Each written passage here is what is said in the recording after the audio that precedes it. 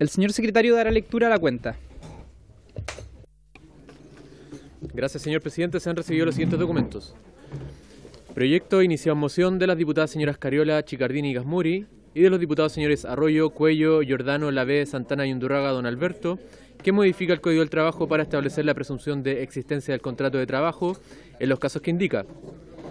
Un proyecto de ley iniciado en moción de las diputadas señoras Bulnes, Bello, Riquelme, Zagardía y Schneider y del diputado señor Ibáñez, que modifica el Código del Trabajo en lo relativo a los elementos que configuran una relación contractual laboral. Proyecto de ley iniciado en moción de los diputados señores Oyarzo, de Rementería, Palma y Zulantay y de las diputadas señoras Delgado, González, Doña Marta, Medina y Musante, que modifica el Código del Trabajo para incorporar criterios en materia de trabajo a distancia y teletrabajo. Un oficio del señor secretario general de la Corporación, mediante el cual comunica que en sesión de fecha 30 de agosto, la Sala acordó remitir a la Comisión de Trabajo y Seguridad Social el proyecto de acuerdo que aprueba el convenio número 176 sobre seguridad y salud en las minas, adoptado por la 82ª Conferencia General de la Organización Internacional del Trabajo el 22 de junio de 1995, correspondiente al boletín número 16.181-10, calificado con urgencia suma. Un oficio de la Superintendenta de Seguridad Social, por medio del cual remite primer informe semestral solicitado en glosa número 7 de la Ley de Presupuestos del presente año. Un oficio del Ministro de Economía, Fomento y Turismo, a través del cual, y en conformidad a lo establecido en el artículo 25 de la Ley número 21.578, que reajusta el ingreso mínimo, informa sobre el total de solicitudes de subsidio, el total de aprobaciones de este y el total de pagos efectivos de subsidios, indicando el número de empresas favorecidas y el número de trabajadores y trabajadoras indicando el número de trabajadoras y trabajadores correspondientes. Lo anterior respecto al mes de junio del año 2023. Un correo electrónico de la señora Paula Álvarez, de la Asesoría Técnica Parlamentaria, mediante el cual adjunta informe elaborado por la Biblioteca del Congreso Nacional, que revisa la legislación comparada relativa a la causal de despido por causas económicas y la existencia o no de mecanismos de consultas para este tipo de despido, a propósito del debate del proyecto de ley boletín número 15.446-13. Un correo de la Federación Nacional de Trabajadores Municipales de Chile, FENTRAMUCH, por medio del cual solicitan audiencia con la Comisión para exponer e informar sobre reclamaciones presentadas por esa federación en contra del Estado de Chile ante la OIT, en el contexto de la Conferencia Internacional del Trabajo número 111. Un correo de la señora Cristina Tapia, presidenta de ANACPEN, a través del cual remite informativo con las actividades realizadas con el objetivo de que se mejoren las pensiones de los actuales pensionados y se mejore la calidad de vida de las personas mayores. Un oficio del señor subsecretario del Trabajo, a través del cual envía respuesta a oficio de la Comisión y responde sobre los contratos otorgados desde el Ministerio del Trabajo y Previsión Social hacia la Fundación de Estudios Laborales. Un correo del señor Juan Carlos Fernández, por medio del cual hace llegar propuestas para aumentar las pensiones en el marco de la reforma previsional actualmente en discusión. Una carta del señor Fabio Bartromeu, director de la oficina de la OIT para el Cono Sur y América Latina, mediante la cual agradece la invitación a la sesión del día de hoy e informa que en representación de la OIT participará telemáticamente el señor Sergio Paichao, especialista en normas internacionales del trabajo. Una carta del Sindicato de Supervisores de Casa Matriz de la Corporación Nacional del Cobre de Chile, a través del cual solicitan audiencia con la Comisión debido al lamentable despido masivo de 35 trabajadores de la Casa Matriz. Comunica que desean dar a conocer el mal clima organizacional e inquietud laboral dada la inseguridad e inestabilidad en el trabajo. Un correo del señor Wilfredo Soto, presidente de la Federación de Conductores de Aplicaciones Greco AP Chile, mediante el cual solicitan ser recibidos en audiencia para exponer un informe de las consecuencias que tendrá la aplicación del reglamento de la ley número 21.553 si no se toman las medidas correctas y los problemas de la no aplicación de la ley número 21.431 por parte de las aplicaciones. Y por último, señor presidente, una carta de la señora Francisca Reyes, académica UC, investigadora asociada del Instituto Milenio Secos, por medio del cual informa que se está desarrollando un estudio para conocer y entender mejor las barreras y facilitadores que afectan el uso de la evidencia y conocimiento de investigación en el Congreso en Chile. Solicita poder contestar encuesta que se adjunta. Termina la lectura de la cuenta, señor presidente. Muchas gracias, señor secretario. Se da la palabra sobre la cuenta. Diputado Undurraga. Gracias, presidente. Quisiera referirme a esta carta que envía el Sindicato de Supervisores de Casa Matriz de Codelco, la Corporación Nacional del Cobre. Para el presidente, si es posible ponerlos en audiencias. Ha sido frecuente en esta comisión poder recibir a distintos sindicatos o distintas organizaciones que puedan exponer diversos temas. ¿Y cuál es mi preocupación acá? La preocupación está expresada en la carta que expresa los despidos masivos, pero yo agrego a eso la preocupación de que, al menos de la conversación que tuve con los dirigentes, me reuní con ellos la semana pasada, la presidenta Elsa Bustos, Paulina Salinas, la tesorera, Patricio Rosa, el secretario, Diego Jiménez, el director. No hay, o no habría, a propósito de lo que señalan los dirigentes, una conversación con la administración para el proceso que están viviendo.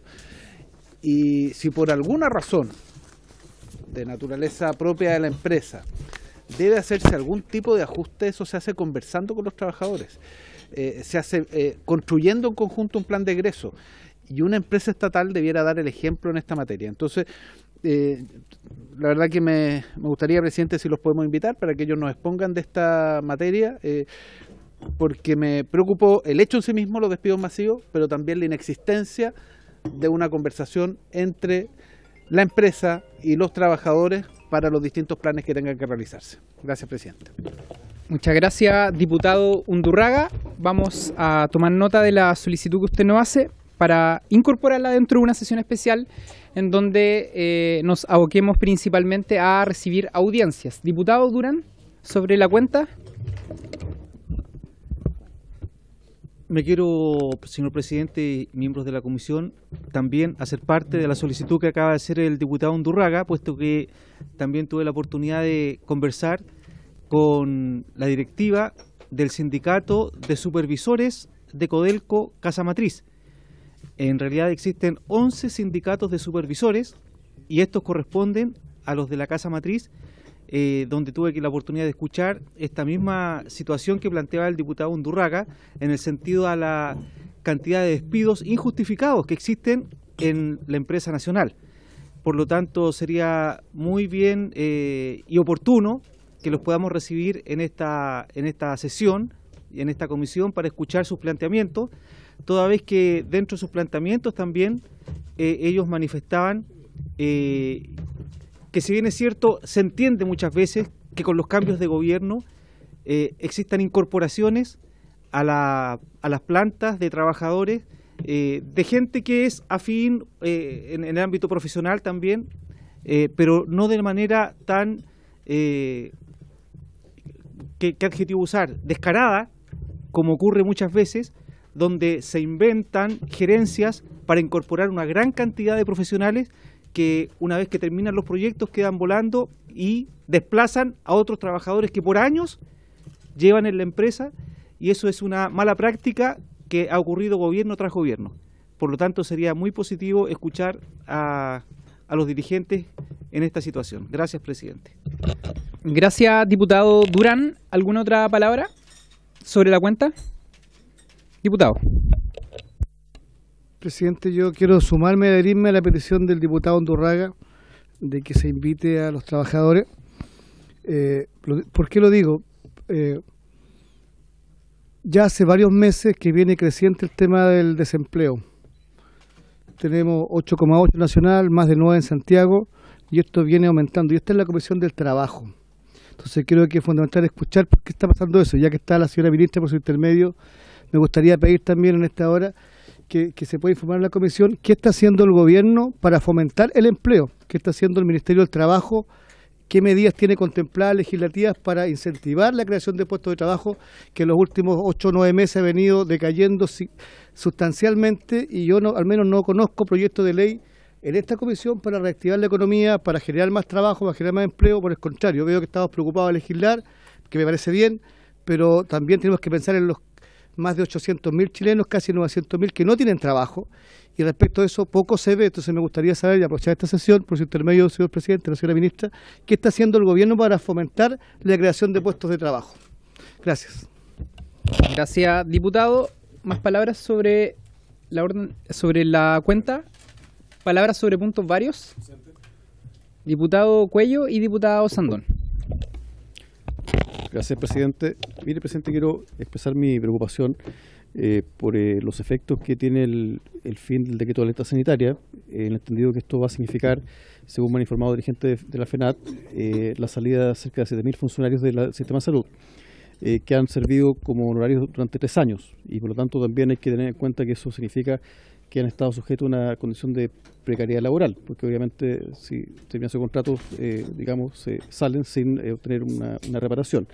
Entonces, me gustaría, presidente, tomando en cuenta esa preocupación que han expresado muchos trabajadores y trabajadoras, poder oficiar al Ministerio de Salud respecto de cuál es el impacto que tiene la salida de estos trabajadores en el sistema de salud, porque naturalmente que esto no significa solamente que hayan atendido necesidades que surgen como consecuencia de la pandemia, sino que también eventualmente han atendido otro tipo de necesidades más permanentes de los servicios de salud, y por lo tanto sería bueno conocer cuál es el impacto que esto va a tener la salida de estos trabajadores, y por supuesto que también expresamos nuestra solidaridad con estos trabajadores que van a terminar su contrato. Eso, presidente, gracias. Gracias, diputado Cuello. Diputado Sandón. Gracias, presidente. Bueno, saludar a las autoridades aquí. Leí una carta en el Mercurio que la escribe Francisca Yuneman, donde dice que existió un dictamen de un dictamen ordinario, el 11.063 de la Dirección del Trabajo, el 24 de agosto pasado, que concluye que resulta ilegal todo acuerdo de combinación de tiempos de trabajo presencial con tiempos de teletrabajo en el transcurso de una misma semana.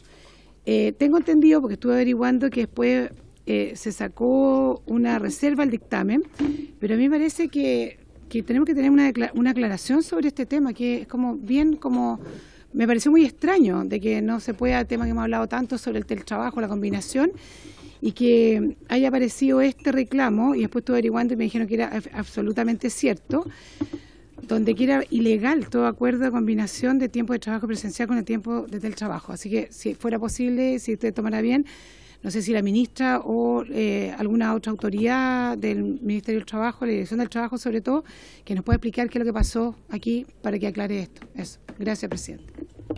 Muchas gracias, diputado Sandón. Diputado Cuello, sobre el mismo tema, ¿no?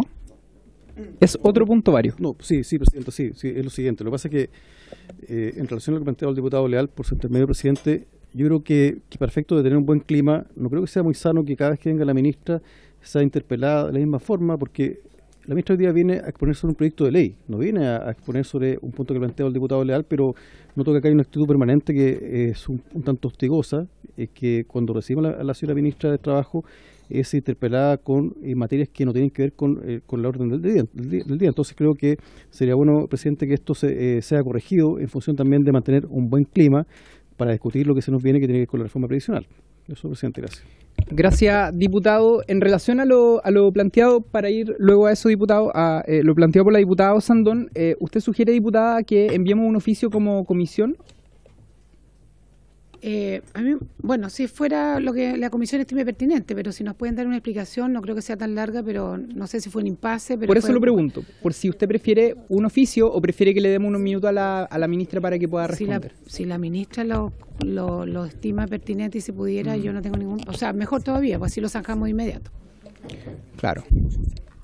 No sé. Claro.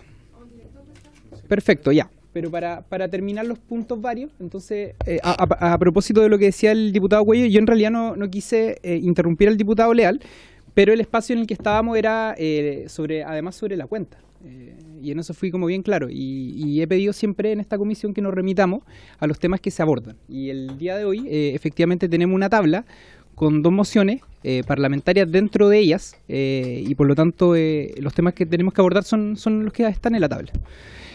Antes de iniciar la orden del día, quiero darle la palabra al director del trabajo para que pueda hacer mención a lo planteado por la diputada Sandón. Pablo Centeno. Ahí se escucha, ¿sí? Gracias, diputado, por su intermedio. Saludar a todos los parlamentarios y parlamentarias. Bueno, respecto al ordinario que se señala por parte de la diputada emitido el 24 de agosto, efectivamente es un ordinario que da respuesta a una consulta realizada por una organización sindical. Para explicarlo bien, un ordinario es una respuesta jurídica que emana del Departamento Jurídico de la Dirección del Trabajo, que aplica una doctrina anterior, que está fijada en un dictamen. Ese dictamen que aplicó esta doctrina es del año 2020, es decir, es un dictamen que no emití yo, y se trata de una consulta del siguiente tenor: si es posible en una misma semana compatibilizar teletrabajo con trabajo presencial, pero en distintas modalidades, es decir, teletrabajo sin limitación de jornada, que es una alternativa que permite, digamos, la ley de teletrabajo, y trabajo presencial sujeto a las reglas de limitación de jornada.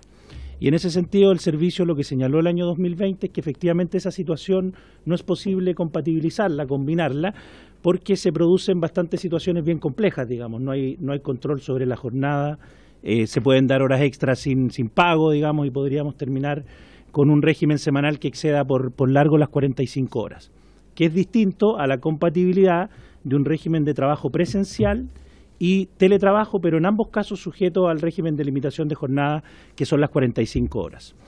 Este ordinario se pronuncia en ese sentido. Entendemos que hubo una confusión respecto a la literalidad de lo expresado en el ordinario, lo dijimos así en un comunicado.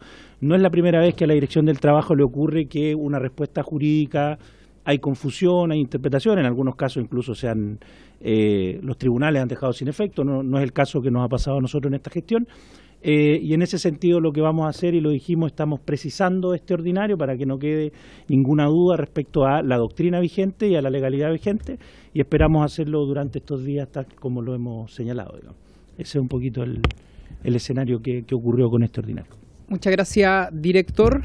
Bien, la sesión del día de hoy tiene por objeto continuar con el estudio de los siguientes proyectos de ley. En primer lugar, iniciar el estudio del proyecto de acuerdo originado en mensaje de Su Excelencia el Presidente de la República, que aprueba el convenio número 176 sobre seguridad y salud en las minas, adoptado por la 82 Conferencia General de la Organización Internacional del Trabajo, el 22 de junio de 1995, correspondiente al boletín número 16.181-10, calificado con urgencia de suma. Para estos fines hemos invitado a doña Janet Jara Román, ministra del Trabajo y Previsión Social, a quien le damos la bienvenida, ministra. Don Fabio Bertranú, director de la oficina de la OIT para el Cono Sur y América Latina, se excusó. Asiste telemáticamente el señor Sergio Paisao Pardo, especialistas en normas internacionales del trabajo. Y también nos confirmó su participación telemáticamente don Joaquín Villarino, presidente ejecutivo del Consejo Minero. Quiero hacer solamente una observación a propósito de los acuerdos de comités que se han tomado en torno a la participación de invitados vía telemática. En esta oportunidad, y quiero pedir una excepción, dado que los invitados se les extendió, fueron convocados con anterioridad, que hagamos una excepción, si es que a todos les parece, para que los invitados puedan participar telemáticamente y ya desde la próxima sesión podamos regirnos por el acuerdo que se tomó en los comités. ¿Les parece? Es un... Presidente, don Pedro. solamente para precisar el acuerdo de comité, eso va a significar de que cuando la comisión no quiera que una autoridad, que quiera que la autoridad participe telemáticamente, va a tener que acordarlo por la unanimidad de los diputados integrantes. La autoridad. Y cuando se trata de un invitado que no sea autoridad, por simple mayoría. ¿Ya? Y esos acuerdos tienen que ser tomados previamente a las invitaciones. O sea, los invitados que tengamos para el próximo martes, hay que tomar el acuerdo hoy día por los mismos. Sí, don Pedro, disculpe, yo quiero proponer una modalidad para esta comisión en torno a las invitaciones, porque si no vamos a estar en un problema, dado que vamos a tener que estar todas las semanas confirmando o autorizando invitados para las próximas sesiones. Yo sugeriría que, a excepción de las autoridades, hagamos o tomemos una decisión respecto a permitirles la participación de ellos y ellas vía telemática. Digo porque hay invitados e invitadas que sugieren todos los parlamentarios. Y creo que ese criterio pudiese utilizarse en esta comisión al menos, si es que estamos todos de acuerdo. Diputado Lavé y diputado Undurraga. Buenas tardes, presidente. Saludo por su intermedio también al Ejecutivo y a la ministra. Presidente, este fue un acuerdo, yo estaba más que un acuerdo, es volver a la presidencial, digamos al tema presencial. Tiene todo sentido que cuando uno tiene algunos invitados que puedan ser de región o puedan estar en un tema laboral, etcétera, tomando en cuenta que estamos promoviendo el teletrabajo, tiene lógica de que tomen vía telemática. Pero yo creo, presidente, que dejar estipulado ahora, yo creo que estas cosas se tienen que ver caso a caso. Yo sugiero eso. Siempre el ambiente, idealmente en esta comisión, es que sea propositivo en cuanto a los ciertos invitados que no sean parte del gobierno o sean autoridades de gobierno. ¿Vale? Es para esos casos los que yo Perfecto, al menos propuse. pero yo sugiero que, por ejemplo, si yo le voy a proponer a la mesa un invitado, yo lo vea con el invitado, o si es telemáticamente o es presencial. Pero dejar un acuerdo. Sí, pero el presidente lo que quiere hacer es dejar un acuerdo. No, diputado, para precisar, para precisar, quien quiera asistir presencialmente puede hacerlo siempre, ¿no? Quienes son invitados. Yo solo planteo la posibilidad de que esté permanentemente la posibilidad de que los invitados que no son autoridades de gobierno puedan y tengan siempre la opción de asistir telemáticamente, toda vez que además la invitación que se les cursa no contempla pagos, por ejemplo, de gastos operacionales. Entonces creo que es una cuestión bastante razonable la que se está planteando. Diputado Undurraga. Yo tengo una duda, tengo una duda porque nuestro reglamento, así como el reglamento no puede ir en contra de la ley, aquí hay un acuerdo de los comités del reglamento, no sé si nosotros podemos tomar acuerdos genéricos que vayan en contravención a un acuerdo de los comités. Yo creo que no tenemos facultades para eso. Me gustaría pedir la opinión del señor secretario. Un acuerdo de comisión. Presidente, el acuerdo de comité no es preciso respecto a la propuesta que usted hace. Entonces, en otras comisiones, las relaciones exteriores, por ejemplo, se adoptó el acuerdo de solicitarle al régimen interno la precisión respecto de si se pueden adoptar acuerdos generales como el que usted plantea. Porque en los comités, el acuerdo de comité pareciera que es sesión a sesión. Entonces, yo esperaría ese pronunciamiento de los comités para tomar el acuerdo que usted sugiere. Okay. Bien. Bien. Sobre la orden del día le damos la bienvenida e inmediatamente le damos la palabra a la ministra Janet Jara para poder referirse a este acuerdo originado por parte del presidente de la República que aprueba el convenio número 176. Ministra. Gracias, presidente. Bueno, por su intermedio, junto con el subsecretario Claudio Reyes y el director del trabajo Pablo Centeno, saludar a las parlamentarias y los parlamentarios presentes hoy día en la sesión y señalar que venimos a presentar, ¿cierto?, dentro del proceso de ratificación, el convenio 176, que es sobre seguridad y salud en las minas, que eso es un convenio internacional de la OIT y que estuvo siendo revisado la semana pasada en la Comisión de Relaciones Exteriores, y entiendo que la sala se solicitó, ¿cierto?, que pasara a la Comisión Trabajo. Para este efecto traemos una presentación que les queremos compartir, que parte por antecedentes, luego enuncia el diálogo social y la participación de los representantes de los trabajadores y de los empleadores sobre la materia, la relevancia de la ratificación del convenio 176, algunos elementos del contenido del convenio en sí mismo y las principales normas que hoy día están vigentes a efecto de también establecer el camino de cumplimiento para cierre de brechas. Este convenio forma parte de los compromisos establecidos en el programa de gobierno del presidente Gabriel Boric, que se suscribieron con motivo de la campaña presidencial y se origina en un largo anhelo del mundo sindical que encuentra varios antecedentes en nuestra legislación nacional, uno de los cuales es el convenio 187 que esta Cámara y este Congreso Nacional tuvo a bien ratificar hace algunos años atrás, y que se puso en discusión en particular a partir del accidente de la mina San José, del fatal accidente, terrible accidente más bien dicho, más que fatal. En el caso de nuestro país, la minería, por cierto, es uno de los sectores productivos más importantes y como sabemos, su resultado aportan cerca de un 10% al Producto Interno Bruto Nacional, mientras más que del 50% de nuestras exportaciones corresponden a productos mineros. Este marco del impacto de en la economía del ámbito minero es muy necesario tenerlo a la vista porque la actividad minera debe, por tanto, desarrollarse de la forma más segura posible.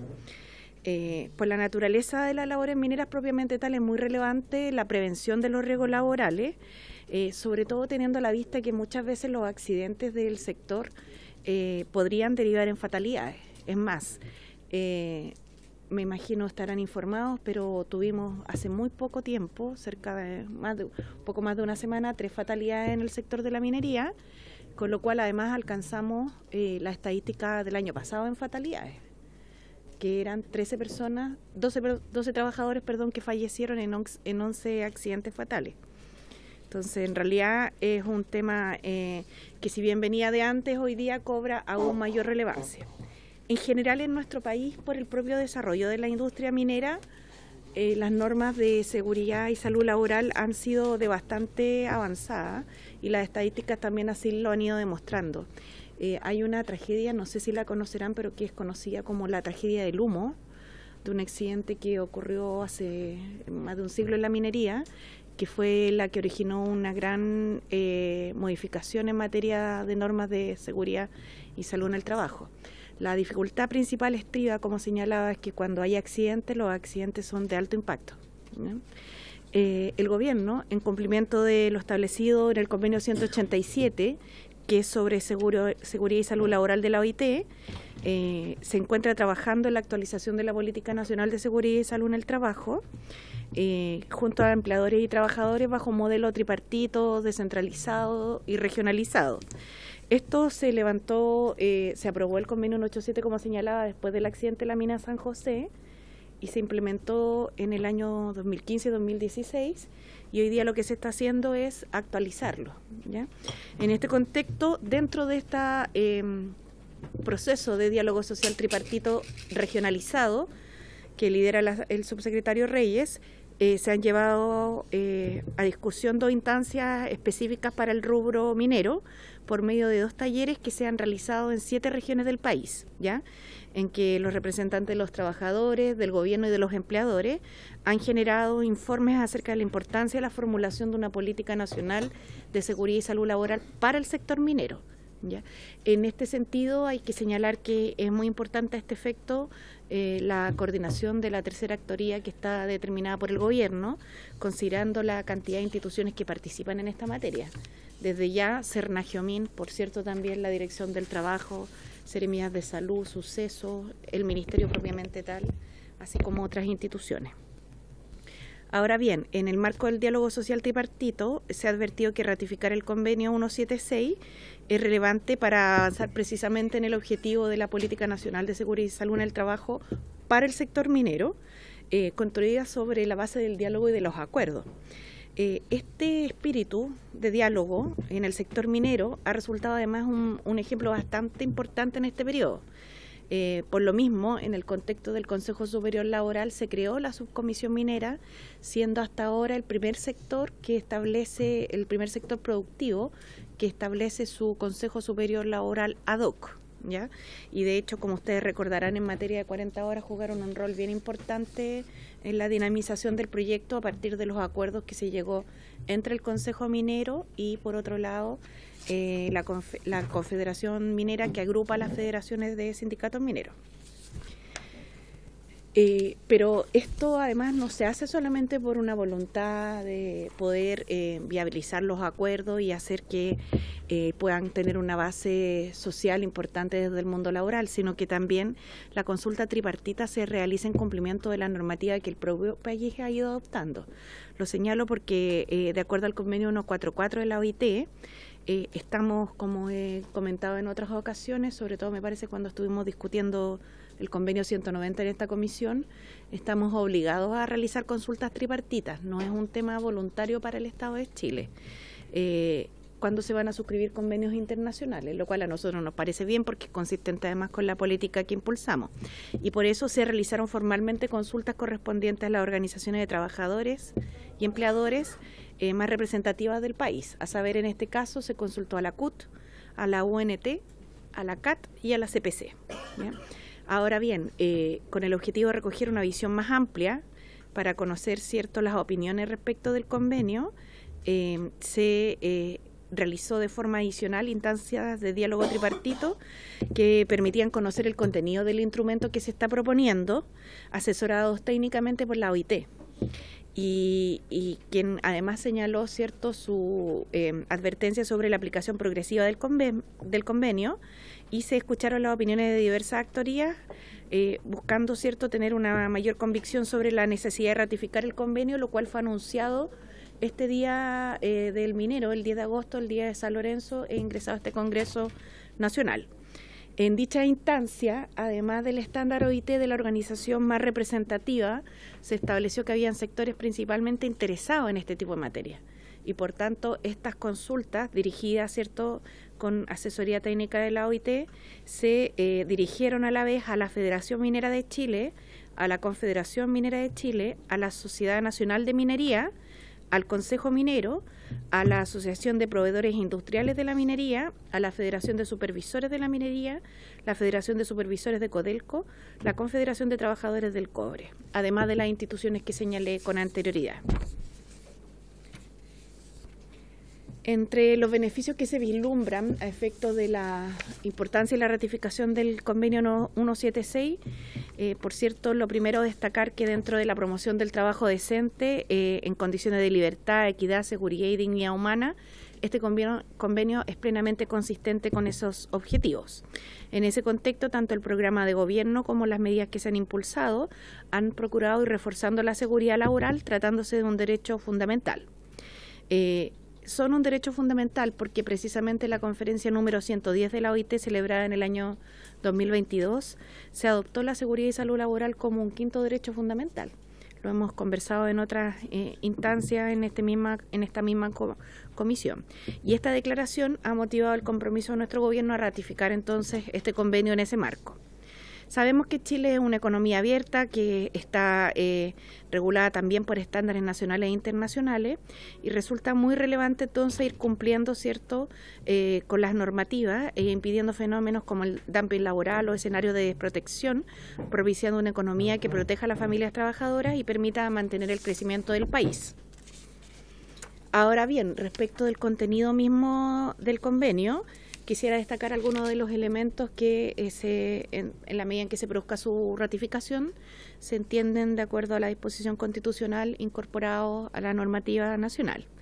En primer lugar, se establece una definición de mina como aquella que abarca los establecimientos subterráneos o de superficie en los que se lleva a cabo en particular la exploración de minerales, excluidos el gas y el petróleo, y que implique la alteración del suelo por medios mecánicos, la extracción de minerales, excluidos el gas y el petróleo, la preparación, incluida la trituración, la molturación, la concentración o el lavado del material extraído, y todas las máquinas, equipos, accesorios, instalaciones, edificios o estructuras de ingeniería civil utilizados en relación con las actividades mencionadas anteriormente. Y en este sentido, definiendo la unidad en la cual se realiza la labor extractiva, se define además adicionalmente que se debe entender por el empleador de dicha actividad minera, para lo cual el convenio utiliza la definición que establece que se va a entender por empleador, en este caso, a toda persona física o jurídica que emplea a uno o más trabajadores en una mina y, según proceda, al encargado de la explotación, al contratista principal, al contratista o al subcontratista. Entre los alcances más relevantes del contenido de los artículos 2, 3, 4 y 5 del convenio se establecen los siguientes aspectos: la designación de la autoridad competente encargada de vigilar y regular los diversos aspectos de la seguridad y salud en las minas, conforme a la información otorgada por la OIT en países comparados. Esta obligación ha sido asumida a través de diversas entidades.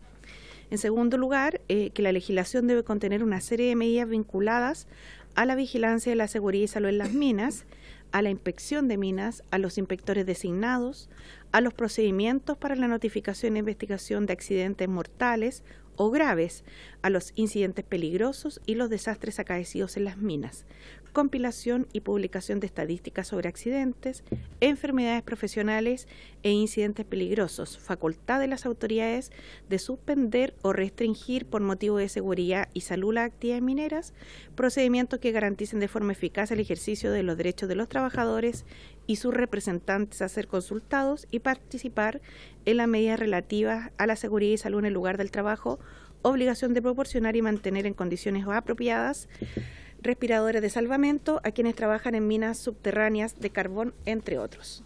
Préstame un código del trabajo. ¿Un código del trabajo? Sí.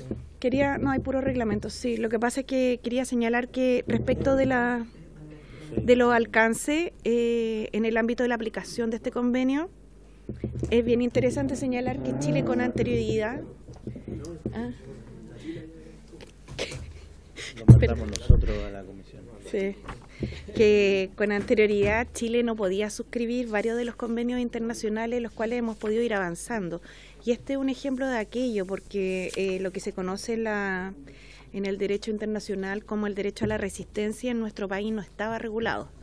Hace algunos años atrás, y a propósito de la ratificación del convenio 187, se estableció, ¿cierto?, el 184 bis del Código del Trabajo, lo estaba pidiendo para verificar el número, claro, que establece que algo que es sumamente esencial en el derecho laboral internacional y que en nuestro país se demoró mucho tiempo en aprobarse, que es el derecho de los trabajadores a que ante un riesgo grave o inminente puedan hacer abandono del lugar, digamos. Claro, esto cumpliendo un conjunto de condiciones que además la Dirección del Trabajo les ha dado una bajada concreta, pero que ponga primero la vida efectivamente antes que la continuidad en ese caso de la labor. Y esa medida nos ha permitido poder, entre otras cosas, poner en discusión y aprobar esta normativa, ¿no? El ámbito de aplicación, como señalaba, se aplica a todas las minas. Asimismo, se establece que en razón de las condiciones y las prácticas nacionales y previa consulta con las organizaciones más representativas de empleadores y trabajadores, se deberá revisar, formular, aplicar periódicamente una política nacional coherente con la seguridad y salud de las minas, lo cual sería el camino propio a seguir después de la ratificación de este convenio, al igual como se hizo después de la ratificación del convenio 187. Dentro de la política se establecieron metas, ¿cierto?, a alcanzar, dentro de las cuales uno de los elementos que salieron fue el artículo 184 bis que recién citaba. Entonces esto tiene una derivada concreta después, la posibilidad de los trabajadores. Vienen además los artículos 6, 7, 8, 9, 10, 11, 12, 13, 14 y 15, las responsabilidades de los empleadores, muy en sintonía con lo que se establece en la ley 16744, en torno a la necesidad de evaluar los riesgos y tratar de eliminarlos, controlarlos en su fuente, reducir los riesgos al mínimo por medio de medidas que incluyan métodos de trabajo seguro y, si perdura el riesgo, prever la utilización de los equipos de protección personal. Esto es todo un enfoque que ha ido cambiando en la seguridad laboral hace bastantes años ya, que decía relación con que muchas veces la actuación se reducía a las medidas de protección propiamente tales, pero hace bastantes años ya lo que se hace es avanzar hacia la prevención de los riesgos. Y solo en caso que no sea posible aislar el riesgo, lo que se hace entonces es tomar medidas que permitan atenderlo debidamente, promoviendo su mitigación, ¿ya?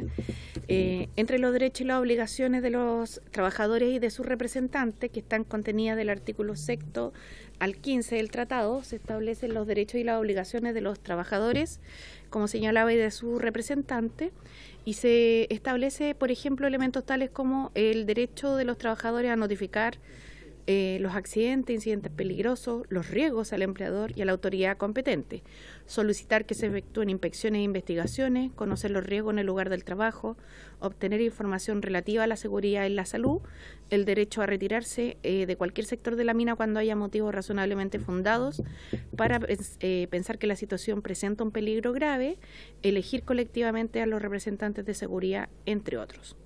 A su vez, los representantes de la seguridad y la salud deben tener derecho a representar a los trabajadores en todos los aspectos relativos a la seguridad y salud, participar en inspecciones e investigaciones realizadas por el empleador, supervisar e investigar asuntos vinculados a la temática y recibir notificación de los accidentes e incidentes peligrosos. Se destaca además la obligación de los trabajadores de acatar las medidas de seguridad prescritas, velar de manera responsable por su propia seguridad y salud, informar en el acto a su jefe directo de cualquier situación que consideren que pueden poner en riesgo su salud o su seguridad y cooperar con el empleador para permitir que se cumplan los deberes y la responsabilidad asignada al convenio. Entre empleadores y trabajadores y sus representantes, entonces, deberán adoptarse las medidas para fomentar la cooperación en este tipo de materias. A continuación, el artículo 16 establece que el miembro deberá adoptar las medidas necesarias para garantizar la aplicación efectiva del convenio, facilitar servicios de inspección adecuados para supervisar la aplicación de las medidas y dotarlos de recursos necesarios. Y en relación a las disposiciones finales, se establece que la ejecución, las normas que dicen en relación con la ejecución del convenio, en los artículos 17 al 24, señalándose que entrará en vigor 12 meses después de la fecha en que ha sido registrada su ratificación, similar a lo que aprobamos en torno al convenio 190. Después de que los convenios se aprueben en el Congreso Nacional, deben ser depositados y registrados en la OIT, que es un trámite posterior. A los procesos de denuncia, de elaboración de memoria y los convenios revisores, entre otros. Para abordar el último punto, quisiera señalar que en términos generales la normativa que hoy día en nuestro país está vigente, ya sea tanto en materia de seguridad minera propiamente tal, como en materia general respecto de seguridad y salud laboral, hay que tener a la vista lo siguiente. En primer lugar, esta normativa está contenida en su ley marco, que es la del seguro, la ley 16.744, que es la que establece normas sobre accidentes del trabajo y enfermedades profesionales, y en su respectivo reglamento, que, como hemos señalado en otras oportunidades, constituye un seguro al cual aportan los empleadores basado en el principio de la solidaridad. Cada quien aporta de acuerdo a su capacidad y recibe de acuerdo a su necesidad. El Decreto Supremo 47 del año 2006 del Ministerio del Trabajo, que establece una política del 2016, que establece una política al respecto. El Decreto Supremo 132 del Ministerio de Minería, que aprueba el Reglamento de Seguridad Minera, y el Decreto 594 del Ministerio de Salud, que regula las condiciones sanitarias y ambientales en los lugares de trabajo. En relación a las normas particulares, está en primer lugar el artículo 184 del Código del Trabajo, que establece el deber de protección del empleador. En segundo lugar, el 184 bis, que, como señalaba, se conoce como en el derecho a la resistencia, para que en caso de que en caso de riesgo grave o inminente se pueda hacer abandono de la obra o faena. El artículo 66 bis de la ley de subcontratación, bajo el régimen de la ley 16.744, las vincula, ¿cierto? Y que dispone que las empresas que contraten o subcontraten a otros para la realización de una obra o faena o servicios propios de su giro, tienen el deber de vigilar el cumplimiento por parte de los contratistas o subcontratistas de las mismas normativas relativas a seguridad y salud laboral y de higiene. Se agrega también la obligación de la empresa mandante de velar por la constitución y el funcionamiento de los comités paritarios de higiene y seguridad, y además que se cuente con los representantes de los trabajadores y empleadores en el Departamento de Prevención de los Riesgos de faena. Existe además una regulación específica en materia de prevención de riesgos laborales en el Reglamento de Seguridad Minera y la institucionalidad chilena que se ha desarrollado durante la historia, por lo que en materia de vigilancia de la seguridad y salud en las minas destaca la labor del SERNAGEOMIN, que es el Servicio Nacional de Geología y Minería, como órgano técnico del sector, de la Dirección del Trabajo y la Autoridad Sanitaria, adicionalmente de las mutualidades o los organismos de administración delegada que precisamente funcionan en el ámbito de la minería y delegada de la ley 16.744. Hay además algunos protocolos específicos que abordan riesgos de la labor minera, que en general son emitidos por la Superintendencia de Seguridad Social en concordancia con el Ministerio de Salud. Por ejemplo, en el caso de la exposición a silicosis. Gracias. Al sílice, ¿cierto? Que produce la enfermedad de la silicosis, donde Chile también tenía un plan anual de erradicación de aquello que se ha tenido que ir revisando en el tiempo, porque igualmente se han producido algunas enfermedades de esto, tanto en el sector minero como cementero y de la harina, producto del polvillo. Considerando la normativa nacional y el convenio que se somete a ratificación, es importante reconocer la necesidad de nuestro país de avanzar en el establecimiento de una política y seguridad laboral específicamente para el sector minero, la que debe constituirse a través del diálogo social tripartito por empleadores, trabajadores y Estado y conforme a los estándares de la OIT. De esta forma, presidente, hago presentación de la propuesta de ratificación del convenio 176 sobre seguridad y salud en las minas de la OIT a esta comisión de la Cámara de Diputados y Diputadas. Muchas gracias, ministra, por su presentación. Vamos a darle entonces la palabra, don Pedro Germán, a don Sergio Paisao, especialistas en normas internacionales de la OIT, quien nos acompaña telemáticamente. Bienvenido, Sergio. Muchísimas gracias, señoras y señores diputados, miembros de la comisión.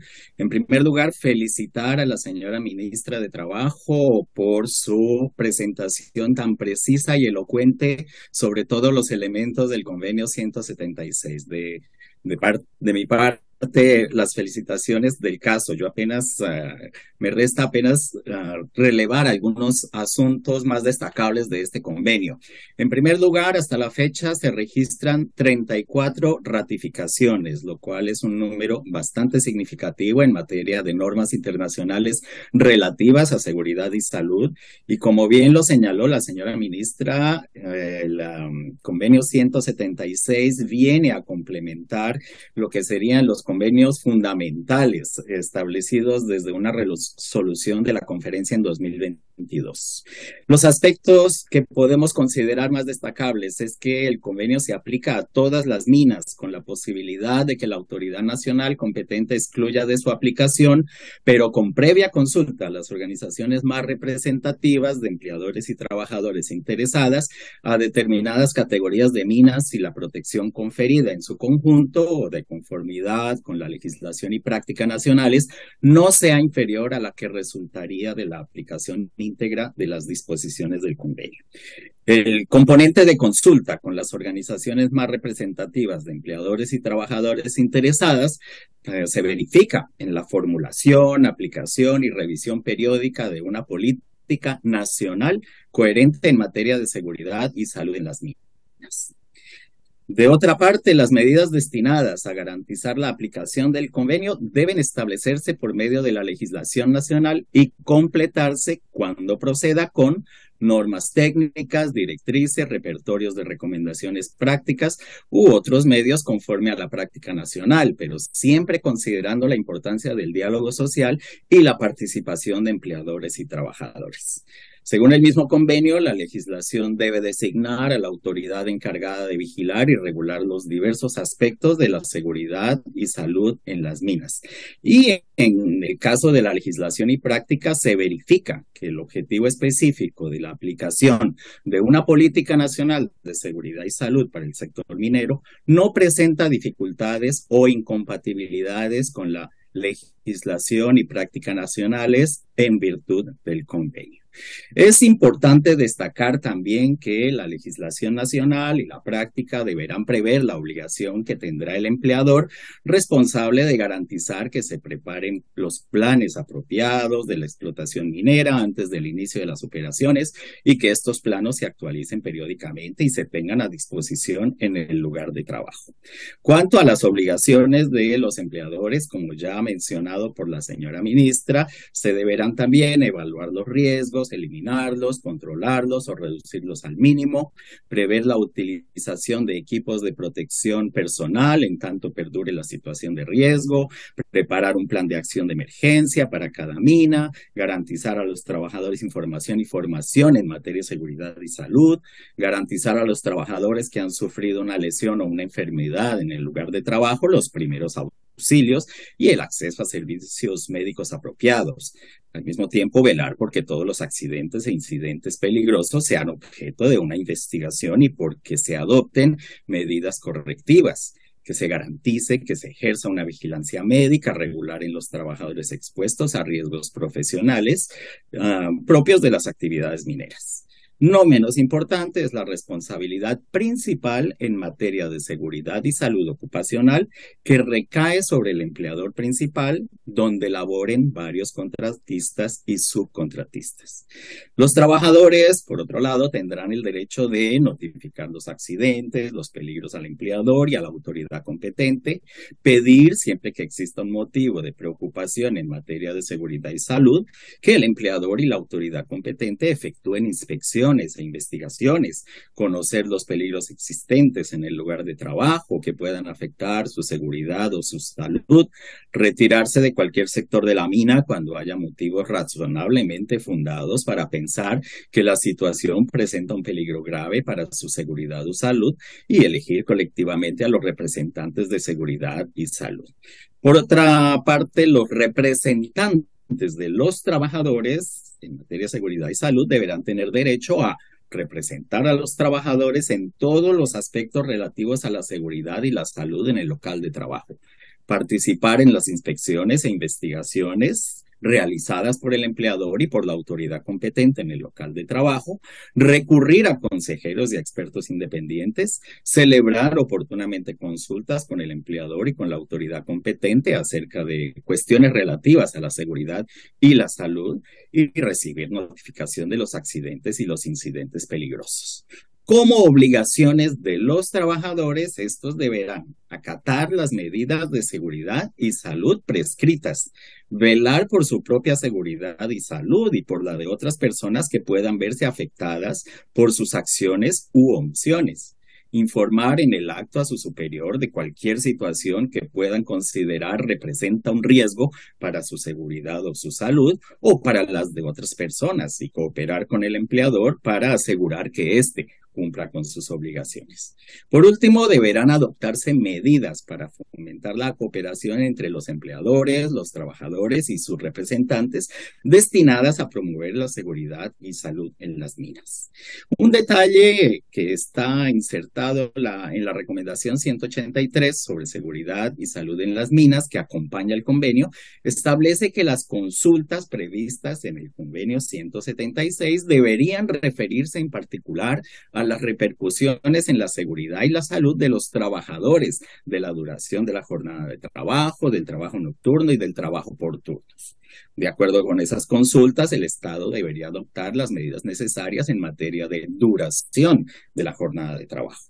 Por otra parte, también deberían adoptarse medidas especialmente para fomentar la prestación de una asistencia específica a las pequeñas empresas mineras por parte de la autoridad competente, programas de rehabilitación y de reintegración de los trabajadores que hubiesen sido víctimas de lesiones o enfermedades profesionales y, por parte de empleadores, estos deberían proceder a evaluar los peligros y analizar los riesgos y, sobre esta base, en consulta con los trabajadores, elaborar y aplicar, según proceda, sistemas de gestión de dichos riesgos. Muchísimas gracias.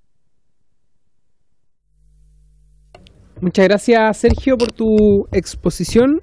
Y finalmente vamos a darle la palabra a don Joaquín Villarino, quien es presidente ejecutivo del Consejo Minero y que también nos acompaña vía telemática. Muchas gracias, presidente, por su intermedio, a todos los distinguidos personas que forman parte de esta comisión por darnos la oportunidad de participar en esta discusión. Tengo una presentación, espero que la estén viendo en este minuto. Aprovecho de saludar a la señora ministra por su intermedio.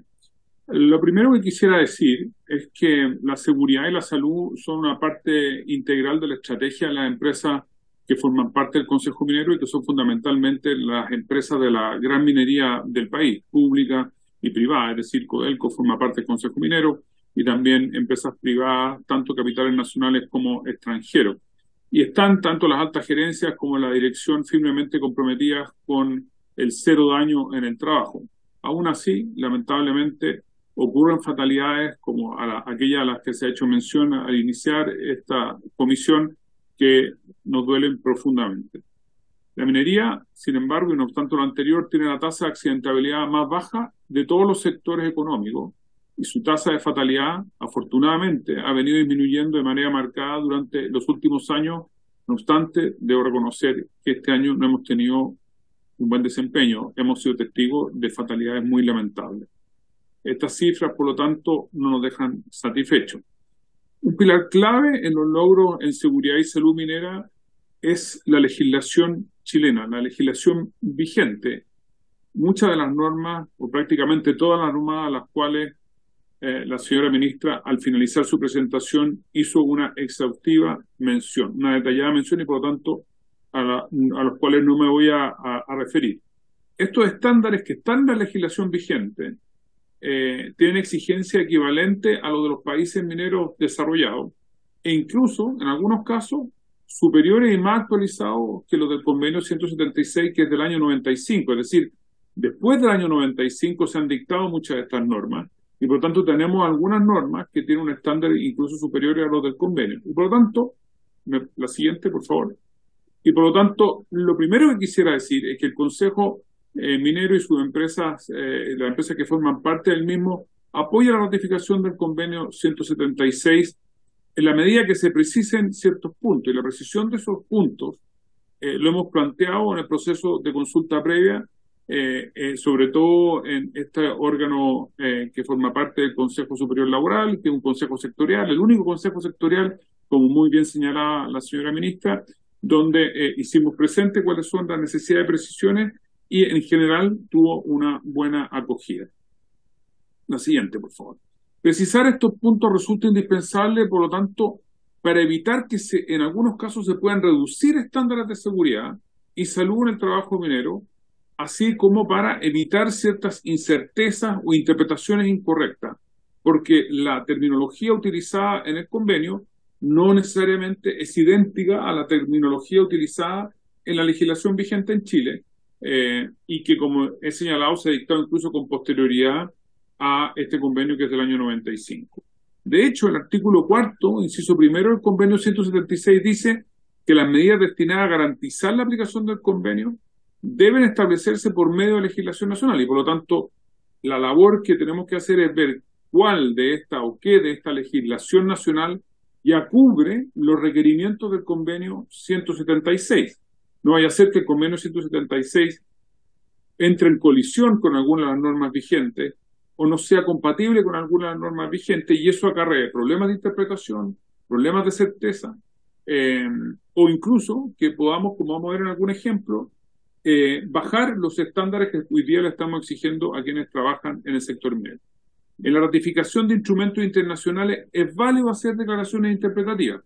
Quizás lo más cercano, para que lo tengan presente, el acuerdo de Escazú es un ejemplo reciente y relevante donde al momento de la ratificación se hicieron algunas precisiones en orden a que no se produjeran malas interpretaciones o desacuerdo en orden a entender cuál es el sentido y alcance del convenio.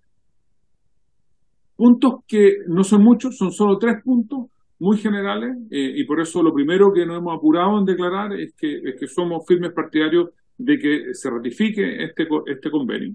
Y hemos puesto 3 casos en los cuales nos parece que sería necesario algún tipo de precisión al momento de ratificar el convenio para evitar los inconvenientes a los cuales hemos hecho alusión anteriormente. Alcance del sistema de responsabilidad por culpa, institucionalidad para el cumplimiento de los derechos de consulta y participación de los trabajadores, y autocuidado y cuidado colectivo del trabajador. Lo primero es el alcance del sistema de responsabilidad por culpa.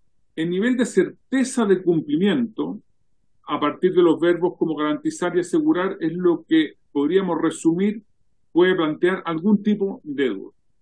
El convenio dice en el artículo 7, letra A y letra G, que el empleador debe garantizar una explotación segura y los procedimientos que debe tener el efecto de garantizar la seguridad del sistema de trabajo y protección de trabajadores. El artículo 11, asegurar la vigilancia sistemática de la salud de los trabajadores. La versión en inglés es menos categórica que esta traducción y habla de to provide conditions y no habla de garantizar o de alguna manera asegurar, que son términos muy absolutos que no están literalmente incorporados en el Código del Trabajo. El 184 del Código del Trabajo, al cual se ha hecho mención, dice que el empleador debe tomar las medidas necesarias para proteger eficazmente la vida y salud del trabajador. El tenor del actual 184 a nuestro juicio, es suficientemente fuerte y resguarda debidamente la seguridad y la salud de los trabajadores en línea con lo establecido en el convenio. Pero como pueden ver, no son estos términos los que utiliza el convenio. El convenio habla de garantizar, de asegurar, y por lo tanto, a efectos de evitar que tengamos una interpretación como del siguiente tenor. Mire, lo que usted tiene como norma no son suficientemente fuertes y no resguardan debidamente la seguridad y salud. Tiene que tomar otras medidas que de verdad garanticen y aseguren. La correcta interpretación del convenio, a nuestro juicio, sería señalar que cuando el convenio en sus artículos 7 y 11 está utilizando estos términos, garantizar, asegurar, etcétera, están debidamente recogidos en la legislación vigente con aquello que señala el artículo 184, de tal manera de evitar tener una discusión respecto a la certeza que genera esta norma.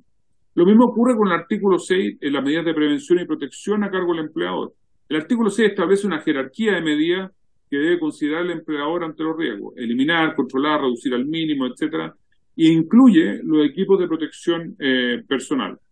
El artículo 7, a su vez, habla de medidas que debe adoptar el empleador para eliminar o reducir al mínimo los riesgos. Sin embargo, no se refiere a los equipos de protección personal. Estos son considerados en Chile por el SENAGEOMIN y por todas las entidades que intervienen en la seguridad de las minas como medidas de prevención y protección válidas y reconocidas en la jerarquía de control de riesgo, además de eliminar y reducir al mínimo los riesgos, como lo hemos visto en la vida práctica. De nuevo, una interpretación armónica de ambos artículos con lo de la legislación vigente deberá llevar a considerar que los equipos de protección personal sí constituyen medidas de prevención y protección que son las que tiene a su cargo el empleado.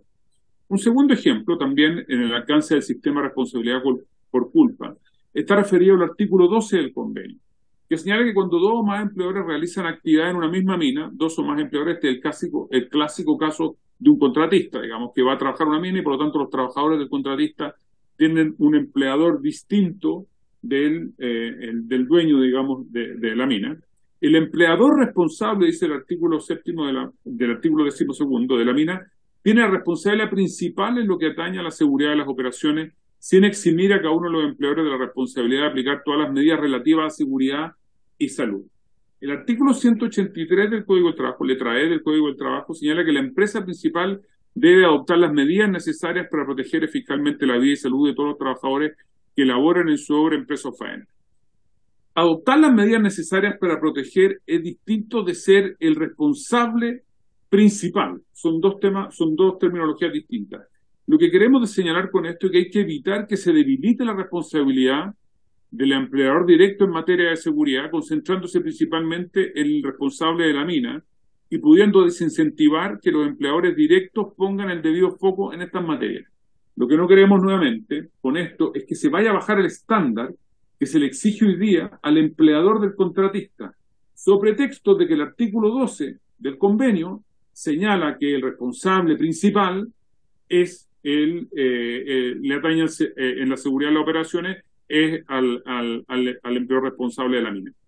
De nuevo, aquí lo que queremos señalar con esto es que este artículo 12, que está bien intencionado, tiene una terminología distinta a la que consagra el artículo 183 del Código del Trabajo, que a nuestro juicio no debilita la responsabilidad del empleador del contratista. De nuevo, no queremos que exista una discusión en torno a la responsabilidad idéntica que tienen ambos empleadores, uno respecto de sus trabajadores, el dueño de la mina, y el otro respecto de sus trabajadores contratistas.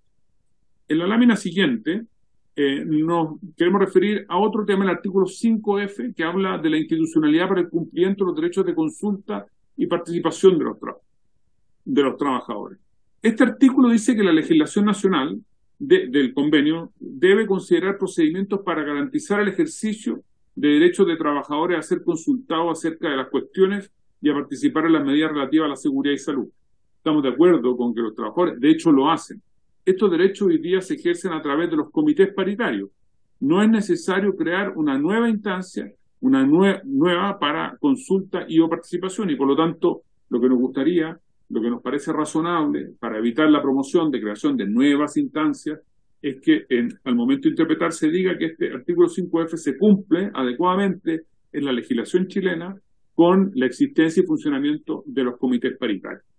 En la lámina siguiente nos referimos al autocuidado y cuidado colectivo del trabajador. El artículo 14, letra B, establece la obligación de los trabajadores de velar de manera razonable por su propia seguridad y salud y por la de las personas que puedan verse afectadas. Y agrega que la exposición imprudente al riesgo debe conllevar responsabilidad en función de lo que un trabajador sabe o debiera saber en base a sus competencias y procedimientos de trabajo, seguro la empresa, por ejemplo. Esto hay que resaltarlo y es muy importante porque esto no está literalmente consagrado en la legislación chilena y es un aspecto clave en la seguridad de las personas que complementa a las obligaciones del empleador. Viene a complementar hoy día la legislación. Esto sí hay que resaltarlo de alguna manera porque es algo que tiene algunos visos de novedad en nuestra legislación.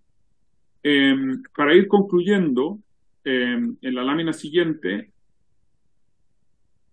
tenemos que reiterar, para terminar, que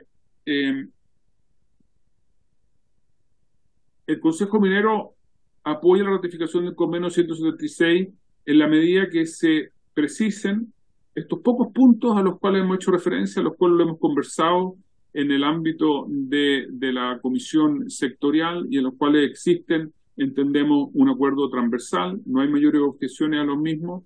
La legislación debe establecer las medidas destinadas a garantizar la aplicación del convenio a fin de evitar los problemas señalados. Creemos que cuando no se han tomado estas medidas, la aplicación de convenios que pasan a formar parte, la ratificación de convenios, que por ese efecto pasan a formar parte de la legislación vigente, tienen que tener una cierta interpretación coordinada con la legislación vigente y en el mismo sentido pueden contribuir las declaraciones interpretativas que se hagan en el acto ratificatorio al cual están llamados los miembros de esta corporación.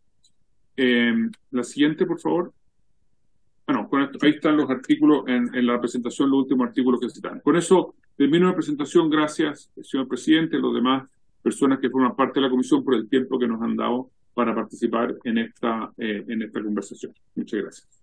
Muchas gracias, Joaquín, por tu exposición. La próxima semana, ministra, vamos a invitar a los representantes de la Central Unitaria de Trabajadores para que hayan participado de esta discusión, todas las partes involucradas, y con ello procederíamos a la votación de este proyecto de acuerdo. La coordinadora de trabajadores mineros. Es proyecto de acuerdo.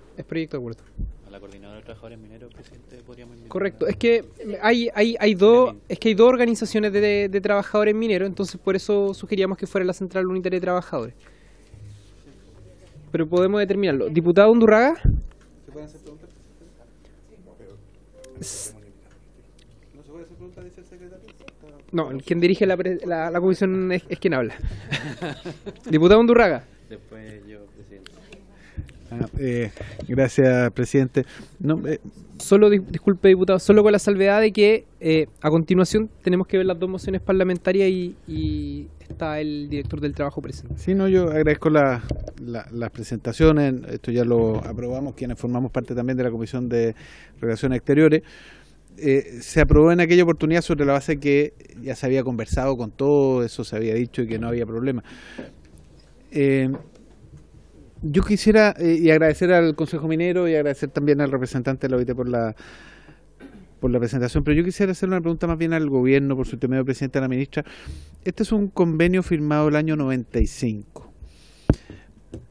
¿Por qué razón nos demoramos tanto como país en ratificarlo? ¿Es una práctica que tenemos un stock de convenios no ratificados? Si es así, me gustaría, por su intermedio, presidente, solicitarle que nos hicieran llegar la nómina, cuáles son todos los no ratificados que Chile ha suscrito, pero no ha ratificado, con el título solamente, el número de título. Si esto es más bien una cosa que tiene que ver con la demora del Estado o tiene que ver con algún aspecto específico del convenio que sea complejo en Chile.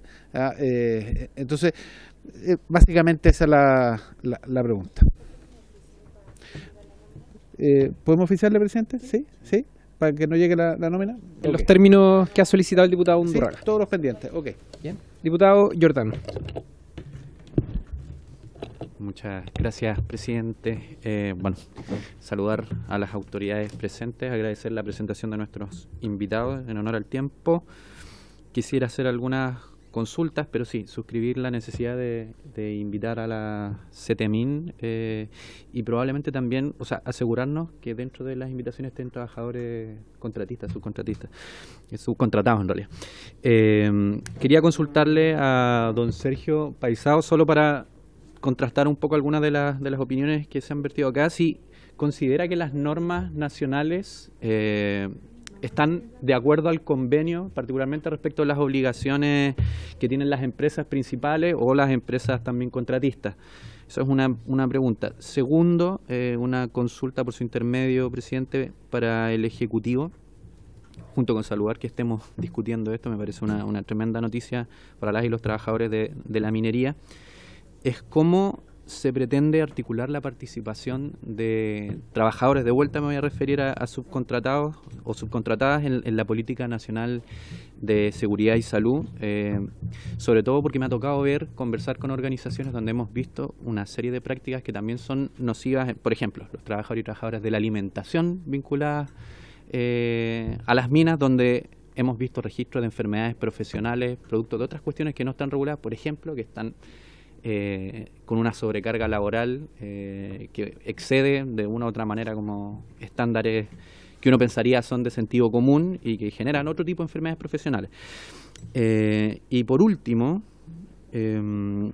la semana pasada yo leí un incidente afuera donde hice mención al accidente fatal que le costó la vida a don Gerardo Carimán y a Jorge Navarrete, que son trabajadores subcontratados de Anglo American, en la mina Los Bronces, exactamente. Y adicionado a eso, mencioné que unas semanas antes habíamos tenido 2 accidentes también fatales en los puertos, de Alejandro Camaño y de Fabián Garay. Entonces, dado que se están tomando estas medidas también, porque efectivamente tenemos casos fatales y accidentes que son durísimos y que nos deberían avergonzar como sociedad, solo quería consultarle si este tipo de políticas está pensada también para, o sea, no el convenio, ¿no?, pero las políticas que derivan de él para otros rubros donde tenemos accidentabilidades similares, accidentes fatales como pueden ser, qué sé yo, los puertos o la industria salmonera. También hace un tiempo atrás tuvimos varios accidentes.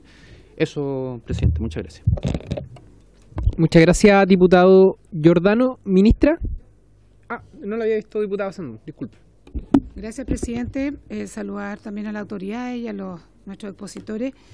En la misma línea el diputado Undurraga, porque también soy miembro de la Comisión de Relaciones Exteriores. Nosotros preguntamos ahí si efectivamente se habían hecho estas conversaciones tripartitas, por lo que uno entiende acá sí se hicieron.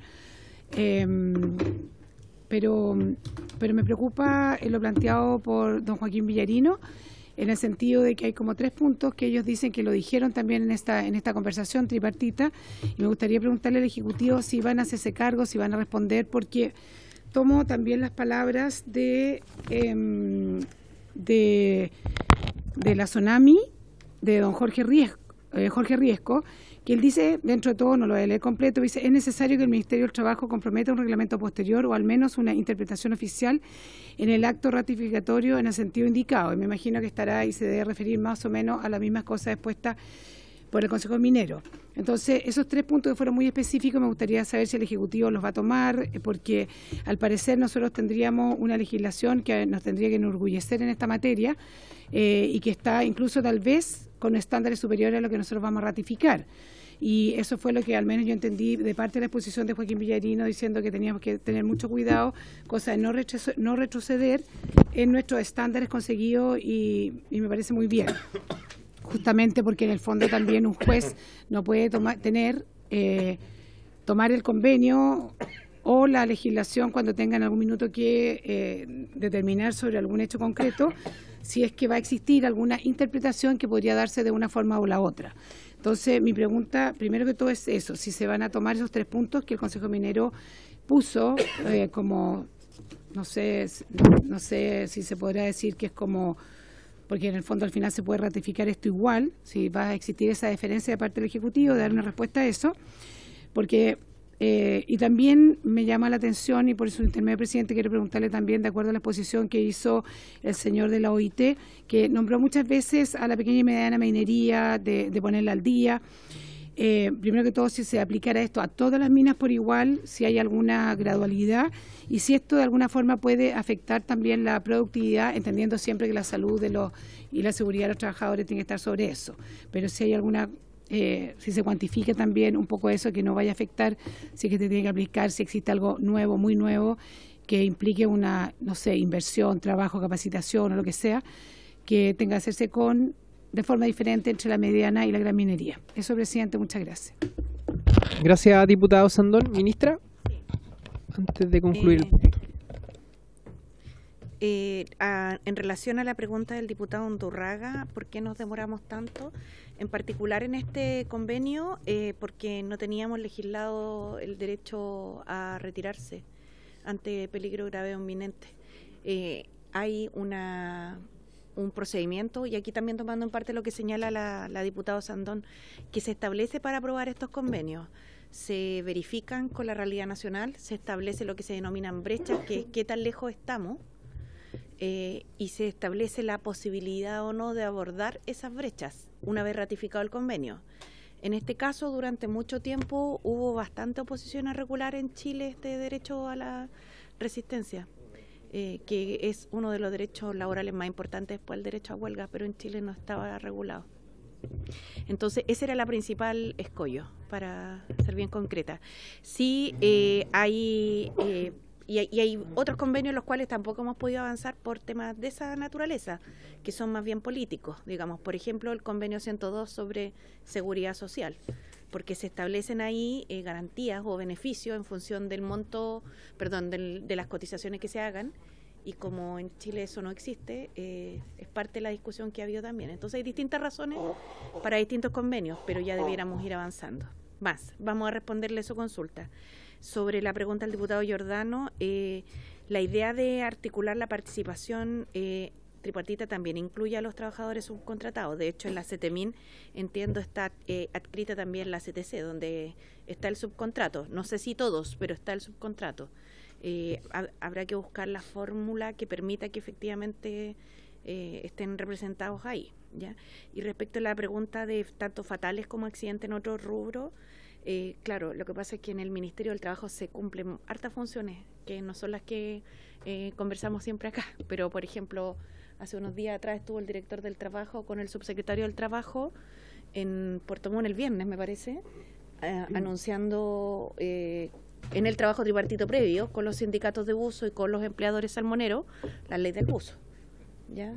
¿Por qué? Porque es un sector en el que hay más fatalidad, en el sector en el cual además hay que avanzar en estas cámaras que se colocan, ¿cierto?, fuera, hiperbáricas, fuera de los centros de explotación submarina. Entonces hay cosas que hacer. Por otro lado, por ejemplo, hemos puesto especial énfasis en la fiscalización a las obras del puente del Canal del Chacao, que también había registrado una alta siniestralidad. Y estos dos elementos, pero ahí ha estado encima el director nacional de la ADT, las autoridades regionales, también los parlamentarios de la zona, senadores y diputados que nos han planteado muchas veces estos problemas, y ha generado su resultado, digamos, beneficioso en términos de que esto ha disminuido en el último tiempo. Estamos trabajando en la política portuaria que conduce el Ministerio de Transporte y Telecomunicaciones, y nosotros colaboramos en el ámbito laboral, también en la MIMEDA. Entonces hay varios rubros en los cuales uno se trabaja, ¿no? En relación a las consultas de la diputada Sandón, hay varias.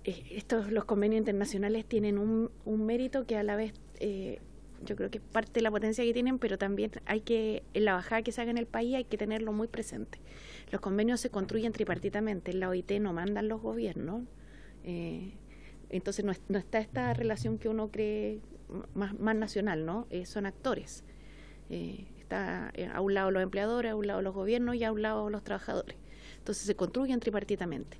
En la bajada que se hace en el país, lo que se hace en primer lugar después de suscribir un convenio es establecer la política nacional para el cumplimiento de ese convenio. Luego se toma el informe de brecha que ya estaba elaborado, se actualiza para ver qué es lo que nos falta y se establece lo que se denomina un programa, que es para irle dando cumplimiento. Entonces, como contaba antes, a partir de la ratificación en el gobierno del presidente Piñera se produce el accidente de la mina San José y eso impulsa la ratificación del 187, pero quedó ahí. Después en el gobierno de la presidenta Bachelet se toma el ratificado y se implementa. Y entre ese periodo y estos últimos años se han cumplido una serie de hitos reglamentarios y legislativos que permiten ir avanzando en el 187.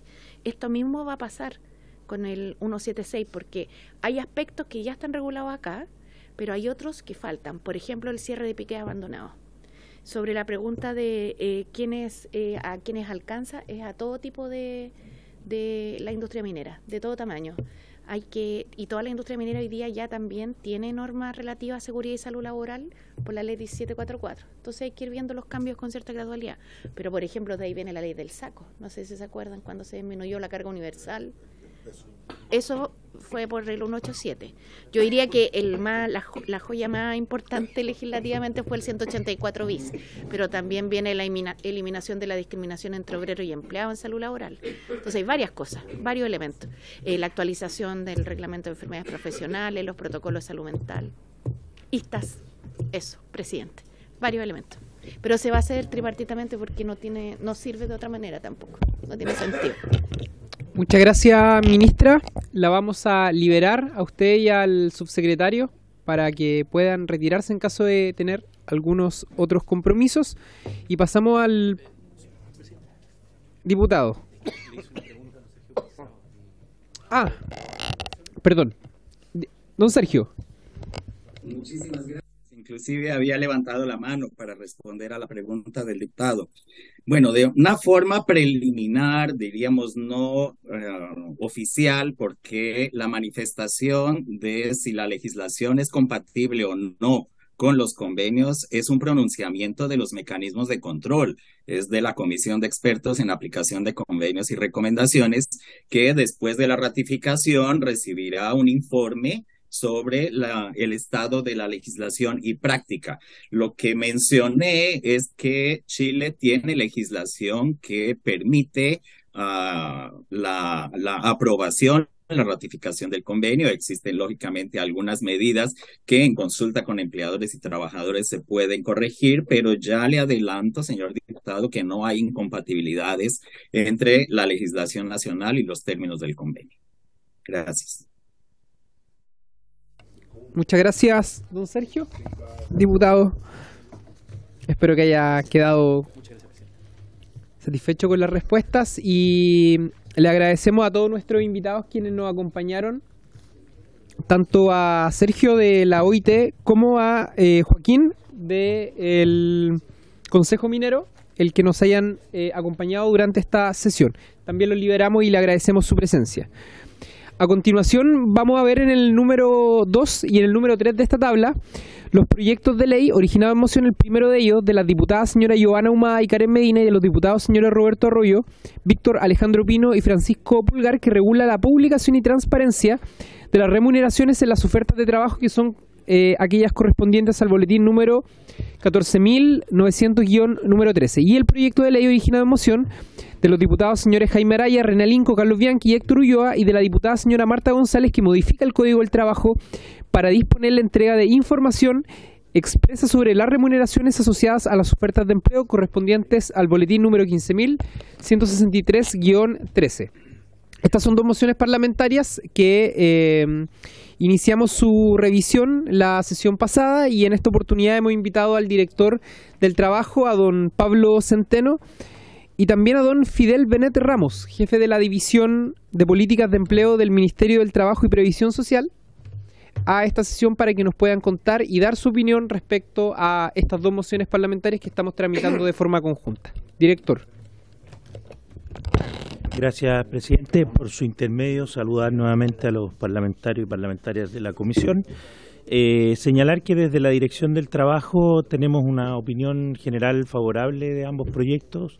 Nos parece que van en la dirección correcta de los objetivos que persiguen y que entendemos básicamente que son garantizar la transparencia y la claridad en las ofertas de trabajo en lo que respecta a los emolumentos, remuneraciones y otros ingresos asociados a los puestos o cargos ofrecidos por los empleadores.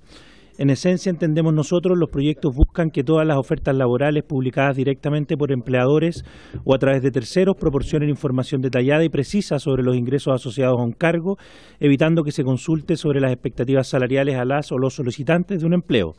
Con la misma medida, entendemos, se busca además garantizar la no discriminación arbitraria, promoviendo una igualdad real de género, evitándose así también la discriminación por motivos políticos, de raza, religión u otros de otro carácter. No me voy a referir a los contenidos de los proyectos ampliamente conocidos, simplemente referirme a algunas observaciones que pueden ser un aporte quizás a los contenidos mismos. Lo primero es en cuanto a la competencia de la Dirección del Trabajo, atendido que se nos asignan facultades fiscalizadoras en la materia. Luego, en cuanto al contenido de la disposición y, en tercer lugar, en cuanto a los ámbitos de sanción que entendemos son los incentivos para el cumplimiento. Referente a lo primero, señalar que por regla general la doctrina institucional del servicio ha determinado que su competencia puede ejercerse durante la vigencia de la relación laboral, y esto es importante porque entendemos que estos son proyectos que regulan un ámbito de la relación precontractual, es decir, antes de que exista un contrato de trabajo propiamente tal. Con todo, el decreto con fuerza de ley número 2 del año 67, referido a la Ley Orgánica de la Dirección del Trabajo, en su artículo 1, establece un extenso margen de competencia que incluye leyes generales y especiales. Lo anterior es reforzado por la letra A de la norma precitada al reconocer amplias facultades de fiscalización en la aplicación de la legislación laboral, sin que se haga distinción entre las relaciones de orden laboral vigente o tratativas conducentes. En el ámbito precontractual, que es lo que regula estos proyectos, este servicio se ha declarado competente cuando la norma expresamente le reconoce derechos y obligaciones de cumplimiento específico, como lo es las normas referidas a las ofertas laborales reguladas en el artículo 2, inciso 7 del Código del Trabajo, que prohíbe los actos discriminatorios en las ofertas de trabajo. En ese sentido, el dictamen 3712-39 de 25 de agosto del 2013 ha expresado sobre el artículo 2, inciso 7, que cabe hacer presente que este servicio, mediante dictamen número 850 del 28 de diciembre del 2023, ha resuelto que cuenta con facultades para fiscalizar las ofertas de trabajo y eventualmente sancionar al empleador que las haya formulado con la infracción a la legislación vigente. En este sentido, se estima sumamente importante, si te pretende dar vigencia a la norma en los términos planteados, una norma que faculte expresamente a la Dirección del Trabajo en términos de su competencia específica para fiscalizar la norma. De lo contrario, sin posibilidad de fiscalizar y sancionar el incumplimiento, la norma pierde eficacia práctica, que es uno de los debates que más nos plantean los trabajadores y trabajadoras sobre las normativas de carácter laboral. En cuanto al contenido de la disposición, la norma sin lugar a dudas podría significar un avance importante en transparentar las dinámicas de oferta y demanda de trabajo, generando una mayor simetría entre el desequilibrio estructural de las relaciones laborales, como lo señala uno de los proyectos específicamente, y sin perjuicio de ello, a nuestro entender, deben considerarse algunos de los aspectos para dotar la garantía de eficiencia y eficacia, esto es, fortalecerla. En ese sentido, algunas propuestas podrían ser las siguientes: establecer de la manera más amplia el medio a través del cual puede contenerse la oferta, con la finalidad de que el empleador responsable no busque la elusión argumentando que el tipo normativo no lo considera expresamente. En segundo lugar, el establecimiento de la prohibición de consulta sobre las expectativas salariales, como ya lo contemplan los proyectos, es un elemento central, dado que el solo hecho de publicar una oferta con emolumentos específicos no implica que pueda eventualmente presionarse a las o los candidatos que tienen obviamente la necesidad de encontrar un empleo de carácter, comillas, voluntario, y renunciar a ello. En ese sentido, se perdería todo el sentido de las finalidades dispuestas por los proyectos de ley, que son transparencia, simetría de la información, mejorar la posición de negociación, eficacia y eficiencia en los procesos y en la búsqueda de trabajo y mejora de los niveles de ingreso, entre otros. Una arista que entendemos no estaría completamente comprendida en los proyectos de ley guarda relación con la definición de escalas remuneracionales. Algo se menciona, sin embargo, al interior de las empresas, puesto que, a juicio del servicio, el solo hecho, a lo mejor, de transparentar los emolumentos no garantiza por sí solo mejores y más equitativas ofertas de trabajo. En este aspecto podría eventualmente buscarse una normativa específica que permita la participación de las organizaciones sindicales, cuando lo hubiera, en dichas definiciones, sea a través de la negociación colectiva u otros tipos de acuerdos. Como servicio, por último, nos parece relevante que la definición de ofertas de empleo no se limite a las partes cuya relación laboral no se encuentre vigente, sino que también considere las ofertas de mejoras de empleo y eventualmente oportunidades que se presentan durante la relación laboral. Algunas empresas hacen concursos de promoción, de movilidad, de mejores accesos, y en este punto es donde se hace más importante la determinación precisa, clara y transparente de las escalas salariales a que se refiere la letra anterior. Por último, en cuanto al ámbito de sanción, creemos que para incentivar el cumplimiento de los derechos garantizados, que deberían precisarse durante la tramitación legislativa, se hace imprescindible una sanción aparejada al incumplimiento y determinar cuál es el incumplimiento. Entendemos que en uno de los proyectos hay un ejercicio, pero no queda claro cuál sería el vicio, si no lo recuerdo mal, se menciona la vulneración específica, pero no queda clara cuál, y quizás sería bueno poder aclararlo con mayor detalle, porque en ese sentido, y en este sentido, a nuestro parecer es más adecuada la propuesta del boletín 15.163.13, que remite el artículo 506, porque este establece una graduación, diferenciando también el tamaño de la empresa, lo que aumenta la posibilidad de adhesión a su cumplimiento, tanto por parte de las pymes como por parte de las grandes empresas. En ese entendido, el tope de esta norma para la gran empresa significa 60 UTM y esto permite establecer márgenes teniendo en cuenta la intensidad de la infracción sometida al caso concreto y resguardando el principio constitucional de proporcionalidad en los términos en que el Tribunal Constitucional se ha pronunciado. Eso, presidente, es una minuta que se puso a disposición también de la comisión y de todos los honorables diputados y diputadas. Muchas gracias, don Pablo Centeno. Fidel Benet, del Ministerio del Trabajo.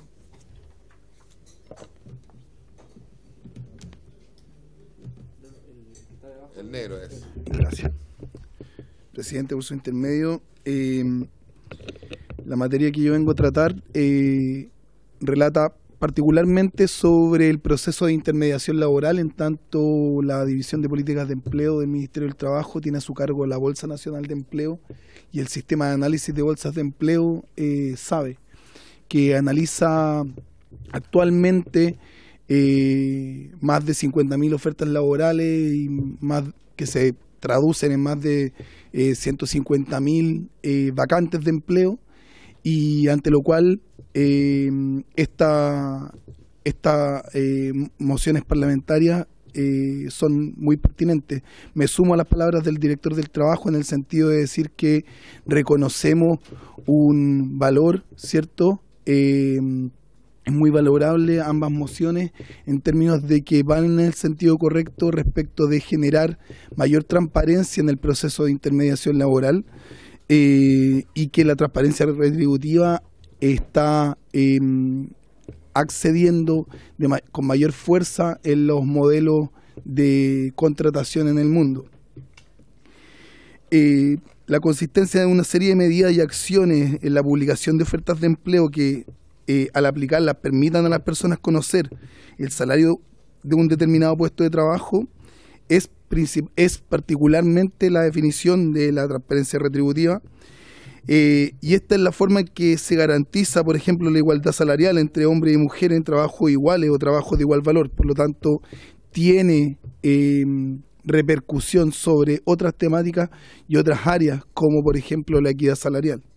Si entendemos que la intermediación laboral es el proceso que involucra la provisión de acciones y servicios del mercado del trabajo, que permiten la correspondencia entre la demanda y la oferta laboral, la idea de generar normas, ya sea de obligatoriedad o de tensión a la publicación de la remuneración ofrecida, van en el sentido correcto como relataba antes, ya que reduce asimetrías de información entre buscadores de empleo y empleadores o reclutadores.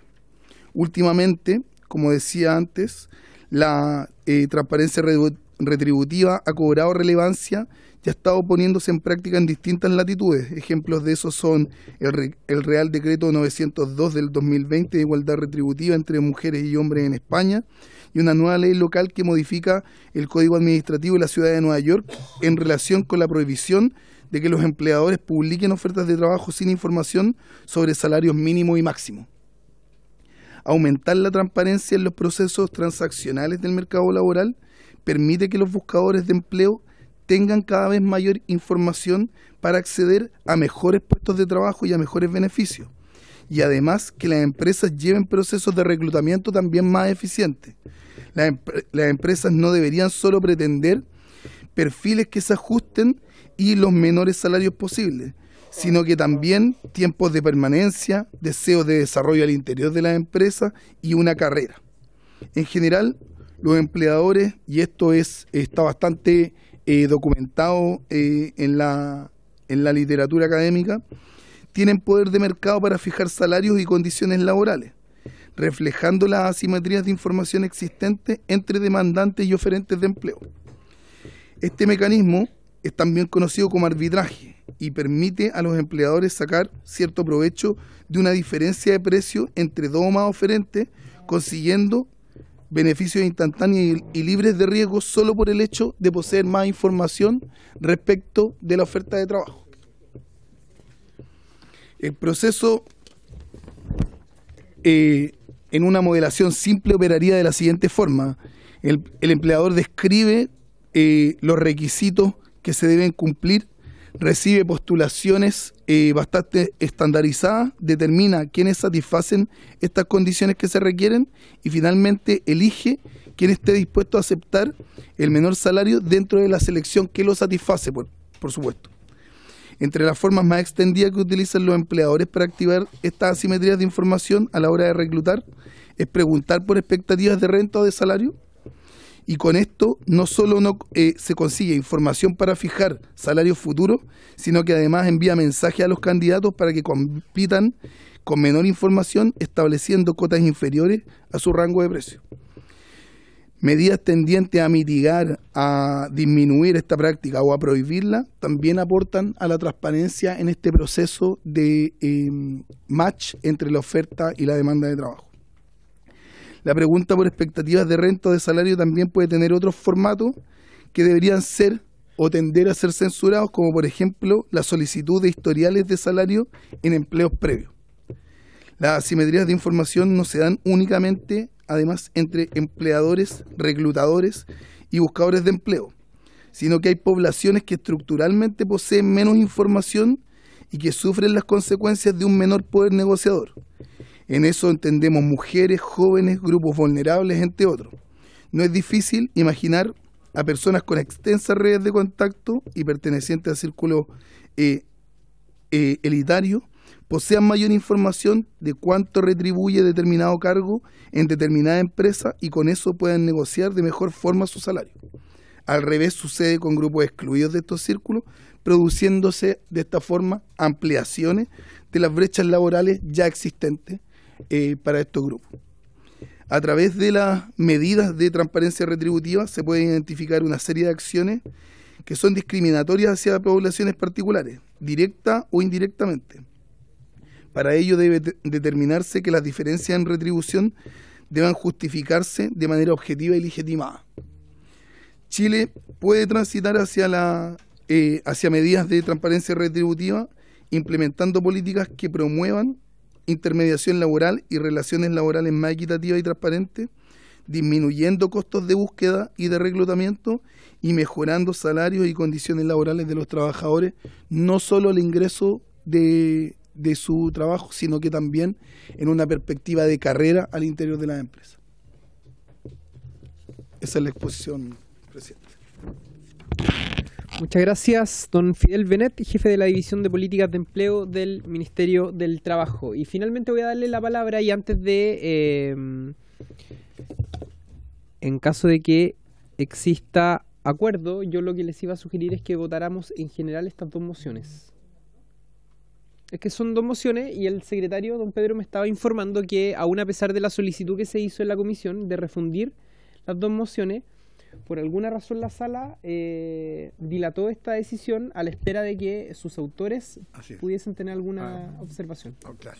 Y no se ha dado cuenta todavía en la sala, se daría cuenta en la sesión de mañana, pero eso no obsta que se puedan aprobar ambos proyectos separadamente y en la discusión particular refundirlos como acordaba la comisión. No hay ningún problema en eso. Se puede hacer. Se puede hacer. Bien, lo dejo para el final. Voy a darle la palabra a Sergio Paisao, también de la OIT, para que se pueda referir finalmente a estas dos mociones parlamentarias. Sergio. Muchísimas gracias, señor presidente, señoras y señores diputados. En este caso de las mociones sobre transparencia en la contratación, tenemos que las legislaciones y prácticas de transparencia salarial se consideran un avance muy reciente e innovador y un vehículo para abordar, como lo ha mencionado Fidel, por ejemplo, la brecha salarial de género. Según un reciente estudio de la OIT, bajo el título Legislación sobre transparencia salarial, implicaciones para las organizaciones de empleadores y trabajadores del 2022, hoy en día numerosos países en todo el mundo como Francia, Lituania, Islandia y los Estados Unidos de América cuentan con legislaciones o políticas de transparencia. Por otra parte, la Unión Europea adoptó el pasado 24 de abril del 2023 una directiva que tiene por objeto luchar contra la discriminación retributiva y contribuir a eliminar la brecha retributiva de género en la Unión Europea. Este estudio de la OIT aborda el tema como instrumento para disminuir la brecha salarial, alcanzar la igualdad salarial por trabajo de igual valor y examina sus implicaciones para las organizaciones de empleadores y trabajadores.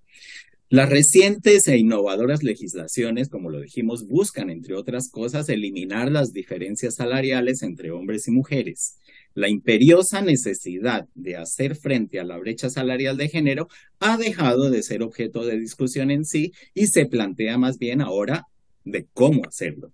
Según el estudio, desde el punto de vista de los trabajadores, la transparencia salarial les puede proporcionar la información y las pruebas pertinentes necesarias para negociar las tarifas salariales, así como los medios para rebatir una posible discriminación salarial.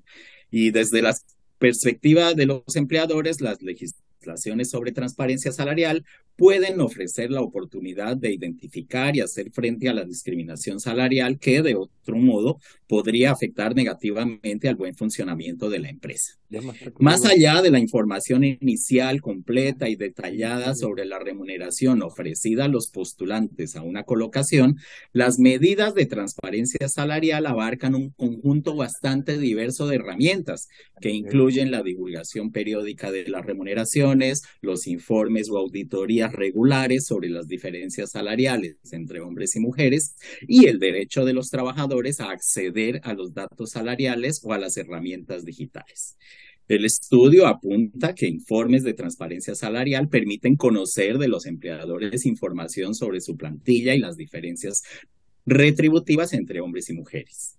Auditorías de igualdad salarial, a su vez, exigen a los empleadores que analicen y comprendan las diferencias salariales detectadas y que tomen medidas para solucionarlas. La consulta de las medidas de transparencia salarial entre los empleadores y los representantes de los trabajadores es una característica que forma parte de las legislaciones de transparencia en la mayoría de los países. Más recientemente, algunos países han utilizado herramientas digitales en línea para ayudar a los empresarios a cumplir con los requisitos legislativos sobre transparencia salarial. Lo que tienen en común estas diversas medidas y enfoques es que todas están diseñadas para permitir y alcanzar el objetivo de la igualdad salarial por un trabajo de igual valor mediante un mejor acceso a la información. Para el estudio, las legislaciones sobre transparencia salarial ofrecen una vía potencialmente útil para hacer frente a la brecha salarial de género y, por consiguiente, a las desigualdades que se dan en general en el mercado laboral por razón de género. Sobre las mociones presentadas, es importante considerar el objetivo que se busca con estas herramientas. Entendemos que los aspectos relativos a la información y transparencia en el momento de la contratación buscarían eliminar desde el comienzo de la relación laboral una posible diferencia salarial por trabajos de igual valor, conforme establece el convenio número 100 sobre igualdad de remuneración de 1951, convenio fundamental de la OIT que está ratificado por Chile el 20 de septiembre de 1971. Es importante que las ofertas transparentes constituyan la base para el objetivo de una igualdad salarial por trabajo de igual valor, al tiempo que debe considerarse el respeto por los principios de la libertad de contratación, de los acuerdos sobre condiciones de trabajo, la fijación de la remuneración que satisfaga a las partes y que en el marco de estos procesos se tomen en cuenta los marcos de productividad, desempeños, experiencia y los acuerdos alcanzados en las negociaciones colectivas que puedan haberse desarrollado. Señor presidente, muchísimas gracias. Muchas gracias, don Sergio Paisao, además por ser parte de ambas discusiones que se han llevado adelante hoy día en la Comisión de Trabajo de la Cámara de Diputados. Diputado Lavé, usted me había pedido la palabra. Sí, presidente, gracias.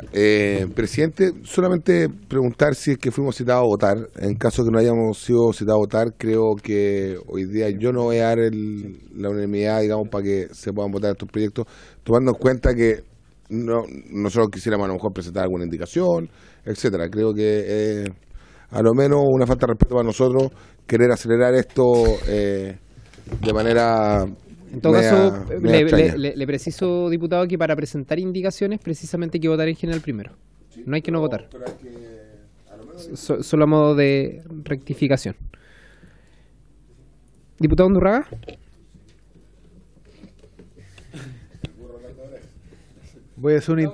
Presidente, voy a hacer un intento que no sé si me resulta.